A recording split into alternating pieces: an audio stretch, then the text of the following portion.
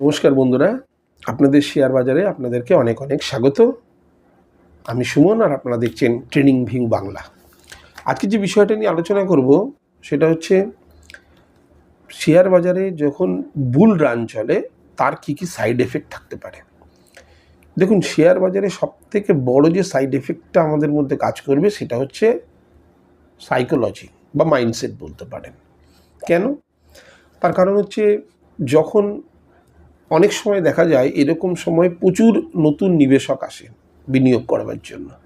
তো তারা যখন দেখেন যে আজকে কিছু টাকা ইনভেস্ট করার সঙ্গে সঙ্গেই একটা ভালো মুনাফা পেয়ে যায়, কারণ বুল রানে যে কোনো সময় যে কোনো শেয়ার চলে যেতে পারে এবং মুনাফাও খুব তাড়াতাড়ি আসে। তখন সেই নিবেশক মনে করে যে শেয়ার বাজার সম্বন্ধে লোকে এত কিছু বলে যে এত টাফ, এত কিছু, কিন্তু এ তো খুব ইজি জিনিস। তো তারপরে কি হয়, সে তার পুরো যা ক্যাপিটালটা আছে সেটা টোটালটা ইনভেস্ট করে দেয় এবং বুল রানটা তো শেষ হবার ছিলই, থাকবেই। তো বুল রানটা কী করবে, হঠাৎ করে নিচের দিকে নিফটি চলে আসবে, আর এই সময় দেখবেন বেশ ভারী ভরক্কম একটা লস কিন্তু নিবেশকের হতে পারে। দ্বিতীয় জিনিস যেটা করতে পারে, যে দেখা যায় বছরের পর বছর ধরে অনেক এমন স্টক আছে যেগুলো চলছিল না, তো সেগুলো কি করে, এই বুল রানের মধ্যে দিয়ে সেগুলো মুভ করতে শুরু করে ওপরের দিকে। তো দেখা যাচ্ছে শেয়ারের দামটা 20-25 টাকা 50 টাকায় পড়েছিল, হঠাৎ করে একটা মুভ করলো, ডবলের কাছাকাছি হয়ে গেল। তখন আপনি ভাবলেন যে এইটা তো একটা বেস্ট টাইম একটা ইনভেস্ট করবার, আর এই সময় আমরা সেই শেয়ারটাতে ইনভেস্ট করি, আর হঠাৎ করে সেখান থেকে একটা বড় কারেকশন চলে এলো। তখন দেখা যাবে ওই 50 টাকার লেভেলটা ভেঙে আবার এটা 20 টাকা 10 টাকায় চলে এলো। মানে আপনার ক্যাপিটালটা তোলা কোথায় গেল, টোটালের 10%, 12%, 20% এসে দাঁড়ালো। সুতরাং সেই জিনিসটায় অবশ্যই মনে রাখতে হবে যে এই বুল রানে কিন্তু অনেক এমন বাজে শেয়ারও আছে যেগুলো চলতে শুরু করে, তখন আমরা সেগুলোতে ইনভেস্ট করে দিই।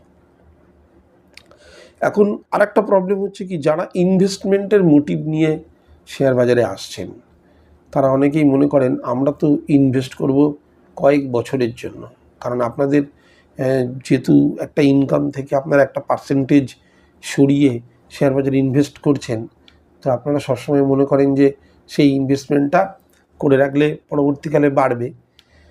তো ইনভেস্টমেন্ট করার কিন্তু এটা সময় নয়। এই বুল রানে ইনভেস্টমেন্ট করলে যখন দেখবেন ওই আবার যে বলছি যে ইনভেস্টমেন্ট থেকে যখন নিফটিটা পড়ে যাবে অনেক, তখন আপনার ইনভেস্টমেন্টের টাকাটা কিন্তু অনেকটা কমে যাবে। এখন কথা হচ্ছে বুল রানের যে এতগুলো সাইড এফেক্ট শুনলাম, তাহলে সলিউশনটা কী আছে? সলিউশন হচ্ছে, প্রথম সলিউশন যেটা আমি বলবো সেটা হচ্ছে স্টপ লস। স্টপ লসের আগেও যেটা বলা দরকার সেটা হচ্ছে আপনার যে ক্যাপিটালটা আছে সেটাকে ভাগ করে নিন। আর এই সময় কী হবে, পুরো ক্যাপিটাল দিয়ে কাজ করবেন না, ছোট ছোট ট্রেড নেবেন। এই সময় ইনভেস্টমেন্টে যাবেন না। অর্থাৎ যদি কোনো শেয়ারের দাম ধরুন 1000 টাকা হয়, আপনি 1000 টাকার একটা শেয়ার কিনলেন, সেটা একটু বাড়লেই সেটাকে বিক্রি করে দেবেন। অতিরিক্ত মানে প্রফিটের আশায় আপনি হয়তো পরের দিন রেখে দিলেন, তো তখন দেখলেন শেয়ার নিফটি 100 থেকে 150 পয়েন্ট ডাউনফল হলো, তাহলে কিন্তু এই গ্যাপ ডাউনের জন্য আপনাকে অনেকটা খেসারত দিতে হবে। আর একটা কথা বলি, যখনই কাজ করবেন স্টপ লসের সঙ্গে কাজ করবেন। এবার স্টপ লসের সঙ্গে কীভাবে কাজ করবেন, যদি আপনি কাজ করেন মিড ক্যাপ বা স্মল ক্যাপের সঙ্গে, তাহলে আপনার স্টপ লসটা একটু ক্লোজে দেবেন। মানে 1000 টাকার শেয়ার হলে 900 টাকা 950 টাকা, এটা আপনার স্টপ লস হবে। আর যদি কোনো লার্জ ক্যাপ বা ব্লু চিপে কাজ করেন, তাহলে আপনি স্টপ লসটাকে একটু দূরে রাখতে পারেন। ধরুন 1000 টাকার একটা শেয়ার হলো, তাহলে আপনি স্টপ লসটাকে মোটামুটি 700 টাকা 800 টাকার মধ্যে রাখতে পারেন। এখন কেন? কারণ এই স্মল ক্যাপ মিড ক্যাপগুলোর মধ্যে ভোলাটিলিটিটা অনেক বেশি। এটা যত তাড়াতাড়ি বাড়ে তত তাড়াতাড়ি কমেও যায়। কিন্তু যে শেয়ারগুলোর কথা আমি বলছি, যেগুলো অ্যাকচুয়ালি ব্লু চিপ বা আপনার যেগুলো ভালো স্টক, লার্জ ক্যাপ স্টক, সেগুলোতে কী হয় না, শেয়ারটা অতটা ভোলাটাইল হয় না। অত কী হবে, একটু বাড়লো, বাড়ার পর সঙ্গে সঙ্গে একটু কমবে। নিফটি যদি 100-150 পয়েন্ট পড়ে যায়, দেখবেন শেয়ারটা হয়তো 25 টাকা পড়েছে। সেই জন্য এই লার্জ ক্যাপের বা ব্লু চিপের বেলা একটু দূরে রাখতে পারেন স্টপ লসটা, আর মিড ক্যাপ স্মল ক্যাপের বেলা কিন্তু আপনি স্টপ লসটাকে একটু লাস্ট ট্রেডেড প্রাইস, যে ট্রেডেড প্রাইসে আপনি কিনেছেন তার একটু ক্লোজে রাখবেন। দ্বিতীয় কথা হচ্ছে, যারা ইনভেস্টমেন্ট নিয়ে ভাবছিলেন তারা কোনোদিন ইনভেস্টমেন্ট কিন্তু বুল রানে করবেন না। কোনো না কোনো সময় নিফটিকে কিন্তু নিচে আসতেই হবে, আর যখন নিফটি নিচে আসবে সেই সময় যে শেয়ারটার উপর আপনি নজর রাখছেন যে এখানে আমি ইনভেস্ট করব, তাকে বটমে কিনবেন। দেখা যাবে 1000 টাকার যে শেয়ারটা সেটা অনেকটা পড়ে 600 টাকায় চলে এসছে বিয়ারির সময়।